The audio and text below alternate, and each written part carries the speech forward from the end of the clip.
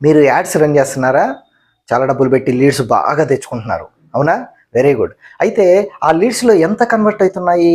మీరు అనుకున్న స్థాయిలో అవ్వట్లేదు అంటే మీరు ఏదైతే కన్వర్ట్ చెయ్యలేని సేల్స్ ఉన్నాయో ఆ అంశాల మీద, లీడ్స్ మీద డబ్బుని వేస్ట్ చేస్తున్నట్టు.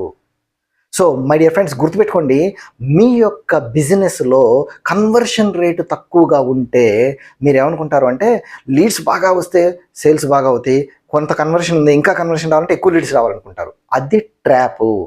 ఉన్న కన్వర్షన్ రేషియో పెరగకుండా మీరు ఎక్కువ లీడ్స్ తీసుకొస్తే ఎక్కువ రిజెక్షన్స్ వస్తాయి, ఎక్కువ ఫెయిల్యూర్ క్లోజ్ రేషియో మీకు ఎక్కువ స్ట్రెస్ని తీసుకొస్తుంది.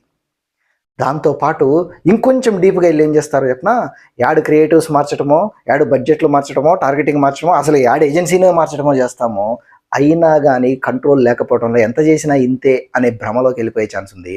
కాబట్టి మీరు మీ యొక్క ఆర్ఓఏఎస్, రిటర్న్ ఆన్ యాడ్స్ స్పెండ్ బెటర్గా రావాలి అంటే ముందు సేల్స్ సిస్టమ్ ఫిక్స్ చేయాలి, కానీ ఎక్కువ లీడ్స్ తీసుకురావటం కాదు అనే క్లారిటీ మీకు ఉండాలి.